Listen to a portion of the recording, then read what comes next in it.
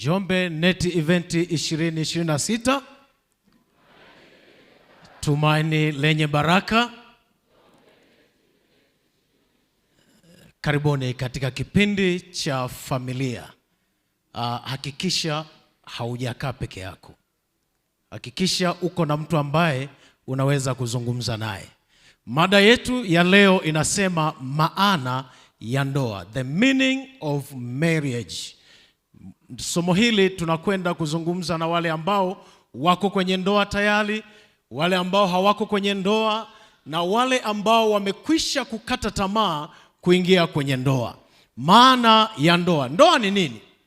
Ndoa ni nini? Kuna tafsiri mbalimbali ambazo watu wamezitumia kuzungumzia ndoa. Nataka nikuletee chache ambazo kimsingi binafsi sijazipenda sana, maana zimewakatisha tamaa vijana wengi kuingia kwenye ndoa.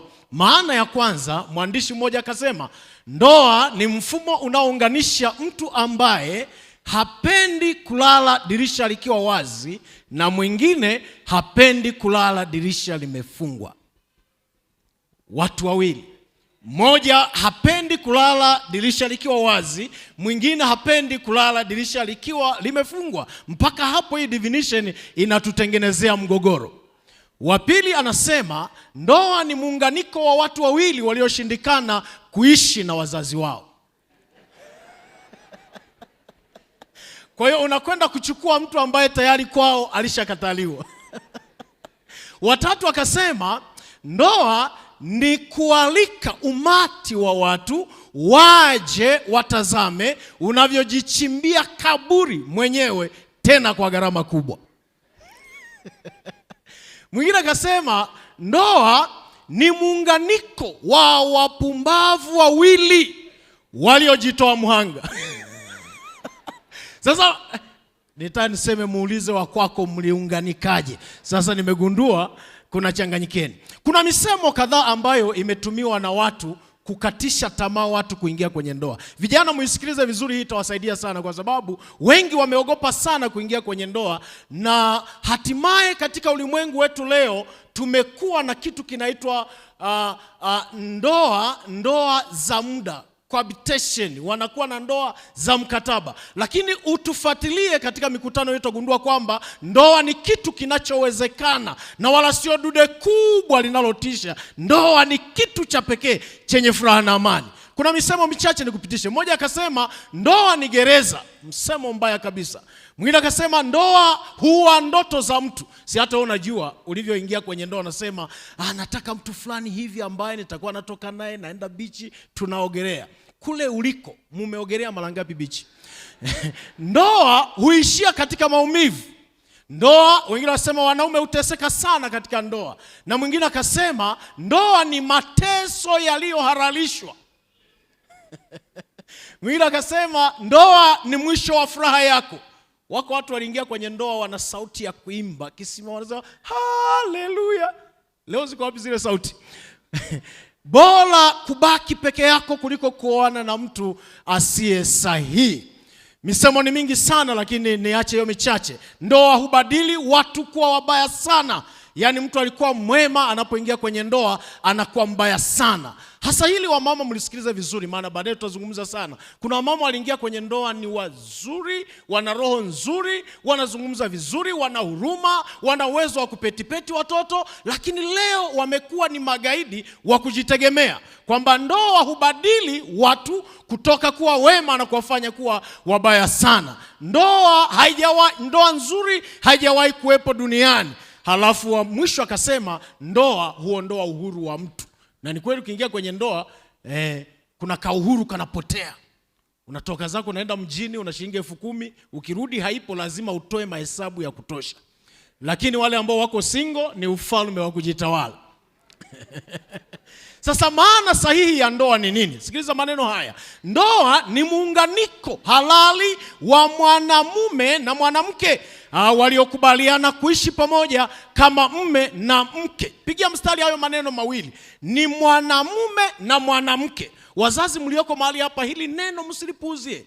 tunaishi katika zama ambazo vijana wetu waelewe tofasili ya hili neno ndoa, kwamba ni muunganiko wa mwanamume na mwanamke. Kwa sababu leo si ajabu ukaletewa mchumba, binti yako akakwambia mama nakuletea mchumba, na akaleta mtoto wa kike mwenzake. Si ajabu kijana wako wa kiume akakuletea mchumba wa kiume mwenzake. Sasa ndoa ni muunganiko wa mwanamume na mwanamke. Katika kitabu cha Mwanzo sura ya 2 mstari wa 21 hadi 24 anasema, Bwana Mungu akamletea Adamu usingizi mzito, naye akalala. Sikiliza tangazo, wale mlioko kwenye ndoa, kama uliingia kwenye ndoa kabla hujalala usingizi, hudhuria mahali hapa upate operation. Kwa sababu ndoa ilianza na mtu ambaye alisinzia kwanza. Wejifanye unatazama sana, mara kwenye message, mara kwenye nini. Fumba macho unapoingia kwenye ndoa. Akalala usingizi, kisha akatoa ubavu wake mmoja, akaufunika nyama mahali pake, na ule ubavu aliotoa katika Adamu, Bwana Mungu akaufanya mwanamke, akamleta kwa Adamu. Adamu akasema, sasa huyu ni mfupa katika mifupa yangu na nyama katika nyama yangu. Kabla mikutano hii haijaisha, wale mnaotufuatilia nitawaambia kwa nini Adamu alisema ni mfupa katika mifupa yangu, kwamba kama Eva atakosea nilaumiwe mimi. Halafu akasema ni nyama katika nyama yangu, kama Eva atafanya vizuri nishangiliwe mimi. Ndio maana mama, unakwenda leba wewe kwa uchungu mkali, lakini mtoto anaitwa kwa jina la mume wako. Tusonge mbele.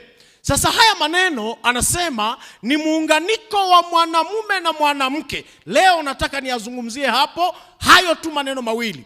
Si kila mtu mwenye jinsia ya kiume ni mwanamume. Mguze jirani yako mwambie, pastor rudie au aendelee. Si kila mtu mwenye jinsia ya kiume ni mwanamume, na wala si kila mtu mwenye jinsia ya kike ni mwanamke. Unaweza kuwa umeolewa na mtu mwenye jinsia ya kiume ila sio mwanamume. Unaweza kuwa umeoa mtu mwenye jinsia ya kike lakini sio mwanamke. Nifuatie kidogo taelewa mahali hapa. Kwa hiyo mwenye sifa ya kuingia kwenye ndoa, namba 1 awe ni mwanamume, namba 2 awe ni mwanamke, hao wawili tu. Sasa kosa kubwa linalotokea leo, vijana mnaotufuatilia sikiliza, wengi wanaingia kwenye ndoa kabla hajajichunguza kama ni mwanamume kweli au ni mwanamke. Sizungumzie habari ya jinsia. Sikiliza, yako maneno machache, sitaki kuzungumza sana habari za Kiebrania, lakini yako maneno machache kwa Kiebrania yanayomaanisha mwanamume, na mimi nikupitisha katika hayo. Neno la kwanza ni Zakari. Hebu tamka Zakari. Neno Zakari linamaanisha mtu mwenye jinsia ya kiume. Ni meli, mtu yeyote mwenye jinsia ya kiume, huyo ni Zakari. Neno la pili anaitwa Naari. Naari ni kijana mvulana, na poleni wale mlioolewa na wavulana, baadaye tutaangalia kile kitachofuata. Naari. Lakini namba 3 anaitwa Ben. Ben ni mwana. Namba 4 ni jina ambalo nimelipenda, anaitwa Ishi. Hebu tamkeni wote Ishi. Ishi ni nani? Ishi ni mwanamume mwenye ukomavu ambaye ana sifa 7 zifuatazo. Wanawake mlioko hapa, anza kukagua hizi sifa kama mume wako anazo. Kama hana, leo njoo kwa Pastor Butoke akuombee huyu mwanamume awe Ishi. Namba 1, awe ni mwajibikaji, sio mpenda bla bla, mtu wa kazi. Kuna wanaume ambao ukizungumzia siasa anazijua, ukirudi kwenye mpira anaijua, ukirudi kwenye nini anajua, kila kitu anajua. Tajiri wa kwanza Njombe anamjua, masikini wa mwisho anamjua. Huyo hajafikia umri wa kuitwa Ishi, maana hapendi kazi. Na kwa kukosa huu wajibikaji, ndio maana leo kumezaliwa msamiati unaitwa mishangazi. Wanaume wasiopenda kazi wanakwenda kuolewa na mishangazi. Sasa sifa ya kwanza ya Ishi ni mwanamume anayependa kuwajibika, mpiga kazi. Ukimkuta amechafuka, anachafuka kweli. Namba 2, sifa ya pili ni mtoaji. He is a provider. Ukiona mwanamume ambaye kutoa matumizi mpaka ufunge na kuomba, nilitaka niseme kaolewe tena. A provider. Hata Hata kama, sikiliza, kwenye mikutano hii nitakwambia habari nzuri kwa wanawake lakini mbaya kwa wanaume. Hata kama mwanamke ana kipato kikubwa kuliko mume wake, mwanamume atabaki kuwa provider. Sifa ya tatu ya mwanamume ambaye ni ishi ni mtu mwenye uwezo wa kuona mambo kabla hayajatokea. Mwanamume ana binti yake nyumbani, anakuja kushangaa binti ni mjamzito. Yaani dalili zote za kwamba anaelekea kupata ujauzito usio halali hakuziona. Huyo mwanamume hana sifa yake. Ni wale wanaosinzia sebuleni na kuuliza mbona hamjaivisha. Namba 5, huyu ishi ni mwanamume ambaye anapenda kwa gharama yoyote hata kumwaga damu. Penda. Amekuchukiza, unaacha hela ya matumizi. Amekununia, wewe unamwimbia. Hebu wanaume mnipungie mkono mnaonisikiliza mahali hapo. Kupenda hadi hatua ya kumwaga damu. Sifa ya 6 ni mwanamume ambaye ni mlinzi, a protector, anamlinda mwenzi wake. Namba 7 ni mtoa majibu katika kila changamoto. Wanaume nisikilizeni, kwenye mikutano hii nitawaambia ni makosa makubwa mwanamume kuulizwa swali na mke wako ukasema sijui. Kila swali toa majibu. Mme wangu, kwa nini trekta katapila zote zinazotengeneza barabara, kwa nini zina rangi ya njano? Waambie wakati wanatengeneza rangi zote zilikuwa zimeisha, kwa hiyo katengenezwa ya njano. Mme wangu, yani mwanamke mko naye kwenye foreni, halafu anakuuliza mme wangu, hivi kule mbele kuna nini? Mwambie waziri mkuu anapita, hata kama hujamuona. Toa majibu, ndio kazi ya mwanamume. Kwa hiyo sio kila mwenye jinsia ya kiume ni mwanamume. Lakini sikiliza, kuna maneno yanayomaanisha mwanamke. Ndio maana nikasema sio kila mwenye jinsia ya kike ni mwanamke. Sasa wanaume, kagua hizi sifa za mwanamke kama anazo, kama hana tuanze mfungo wa maombi. Kuna maneno kadhaa, yako mengi ya Kiebrania, nimechukua machache tu matatu. Neno la kwanza linalomaanisha mwanamke ni negeva. Negeva ni mwanamke ambaye yeye ni wa jinsia ya kike, yaani kitu chochote chenye jinsia ya kike. Lakini neno la pili ni nara. Huyu ni neno linalomaanisha msichana, kabinti kadogo. Neno la tatu ni bat. Hili ni neno linalomaanisha binti kwa maana mahusiano. Neno la mwisho ambalo nilikuwa nataka ni isha. Hebu tamka isha. Huyu ni mwanamke ambaye ana sifa zifuatazo. Ziko nyingi kidogo, nikimbie maana nazo ziko 7. Sifa ya kwanza ni mwanamke anayejitambua. Ana focus. Sio yule amekuja akaona kwaya Igaragalilo na kiatu cha sikonkinko naye agenda ya usiku ni sikonkinko. Hako ni kasichana, hajawa mwanamke bado. Namba 2, ana ukomavu wa kiakili na kiroho. Spiritual and intellectual maturity. Amekomaa kiroho. Ukiwa na mwanamke ambaye unamwambia Yohana 3:16 inasemaje, anakuambia ondoka uangaze kwa kuwa nuru yako imekuja, umepigwa.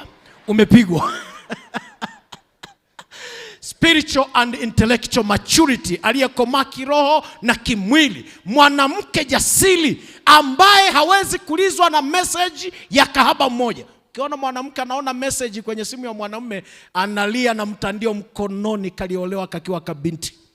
Tusonge mbele kidogo. Namba 3, ana sifa ya kuongeza, si ya kupunguza, multiplication. Wanawake mnisikie vizuri. This is very serious. Mungu alipomuumba mwanamke alimpa sifa ambayo wanaume hatuna. Ulipewa kitu kinaitwa law of multiplication, kanuni ya kuongeza. Ndio maana uwezo wa kuzaa tukupewa wanaume. Sisi sio wa kuongeza, sisi ni wa kutumia. Sasa wanawake, hiki kitu kimepotea leo na ninyi mmekipoteza. Mwanamke mwenye kanuni hii, hata mnapopanga bajeti ya maisha atakwambia kuongeza. Mwanamke ukiona mke wako kila agenda anayoileta ya fedha ni kupunguza, ni nguo, toleo jipya, hapo haujapata mwanamke. Mwanamke na kanuni ya kuongeza. Atakwambia mume wangu tuongeze kuku, tuongeze mbuzi, tufanye hivi. Lakini pia sifa nyingine ya mwanamke, unapopewa shilingi 2,000 tunategemea tukute imekuwa 4,000. Twende vizuri, tutafika. Lakini ukipewa 2,000 ukarudi na malalamiko kwamba haijatosha, tuna mashaka na wewe. Namba 5, mwanamke isha ni mwanamke ambaye ni life sustainer, sio life taker. Mwanamke mwendelezaji wa maisha. Ndio maana nizungumze na wale wadada ambao katika barabara ya maisha mmejikwaa mkapata mimba zisizo halali. Wale ambao huwa mnapata mimba na mnazaa, na wapongeza kwa jina la Bwana. Sio wale waliopata na wakaongeza dhambi ya pili wakaondoa. Kanuni ya mwanamke ni life sustainer, sio life taker. Ukifuatilia leo kwa nini wanaume wengi wanakufa haraka, hiki kipengele kimekosekana kwa wanawake. Wamekuwa life takers. Umetoka zako umechoka, unataka upumzike, ndipo kesi zinaanza. Hivi niambie Asha ni nani? Unaambia Asha ni jina la bi mkubwa. Sio huyo bi mkubwa. Nataka kuzungumza Asha wa kwenye simu. Sasa wa kwenye simu mimi ni Vodacom na niuliza wa kwenye simu. Lakini pia mwanamke ni mlinzi, protector. Hilo nitalizungumzia vizuri, nataka nipite kwa haraka. Mwanamke halali. Nisikilizeni wanawake mlioko mahali hapa. Mwanamke ambaye ni Isha, ulimi wake umeunganishwa na ubongo. Kuna connection kati ya ulimi wake na ubongo. Tuna ulimwengu ambao umejaa wanawake ambao wanaongea maneno ambayo ubongo haujawatuma. Kabla ubongo haujapiga okay, yeye ameongea. Mwanamke ambaye ni Isha, ulimi wake umeunganika na ubongo, kwamba kabla hajaongea atatafakari kwamba hili neno linaumiza au haliumizi. Hizo ndizo sifa za wanawake. Wale ambao mmeoa wanawake na mliolewa na wanaume, tukutane hewani. So unaona mikono ilivyo michache? Wengine wote ni tuvurana na tusichana. Sasa ndoa ni nini basi? Ndoa ni nini basi? Ndoa ni nini? Sikiliza, ndoa ni muunganiko wa kimwili. Sikilizeni vijana, niwatie moyo, kama kuna kitu cha kutunza kwenye maisha yako, tunza mwili wako, kwa sababu huo mwili unakwenda kuungana na mtu mwingine. Usimpelekee mwili wenye mikosi, usimpelekee mwili wenye baraa. Tunza mwili wako. Na habari njema ni hii, kwenye mikutano hii, hata kama mwili wako ulikuwa na mikosi, utatakaswa kwa jina la Yesu. Ndoa ni muunganiko wa mwili, lakini sikiliza, ndoa ni kuunganisha mioyo. Ndoa ni kitendo cha kuunganisha mioyo. Unakwenda kuungana na moyo usioujua kabisa kwamba unawaza nini, umetunza nini. Ndoa ni muunganiko wa mioyo. Lakini sikiliza, ndoa ni kuunganisha ubongo. Yaani akili yako na akili ya mwenzi wako vinaungana. Halafu ndoa ni kuunganisha mali. Simu yako ni ya mume wako, nyumba yako ni ya mume wako, gari lako ni la mume wako. Habari njema ni hapa, kitabu kile cha Mithali sura 16 mstari wa 7. Hii habari wafikia hata wale ambao kwa bahati mbaya mliingia kwenye ndoa na ndoa leo inawatoa machozi, mnalia kila leo. Sikia hii habari njema. Kitabu cha Mithali sura 16 mstari wa 7, kama imesha projectiwa hii picha ingekaa vizuri sana kwako. Anasema hivi, njia za mtu zikimpendeza Bwana, hata adui zake hupatanishwa naye. Haka kapicha kana simba aliyemkumbatia swala. Sikiliza, ukikubali njia zako zimpendeze Bwana, hata kama umeolewa na simba, simba atakupetipeti. Ukikubali njia zako zimpendeze Bwana, simba atatoa mahitaji.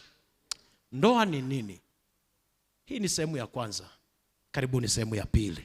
Wanaosema Mungu wa mbinguni nisaidie, hii ndoa yangu mimi sielewi. Ninatamani ndoa yangu iwe ni ndoa ambayo kwa kweli itarudisha utukufu kwako. Na kwenye mikutano hii tutazungumza kwa neema ya Bwana jinsi Mungu anavyokarabati ndoa za watu. Tumechoka na vilio vya watu, ndoa yangu, ndoa yangu, ndoa yangu. Leo tunataka kwa jina la Bwana, baada ya mikutano hii, kila mmoja awe na ndoa yenye furaha.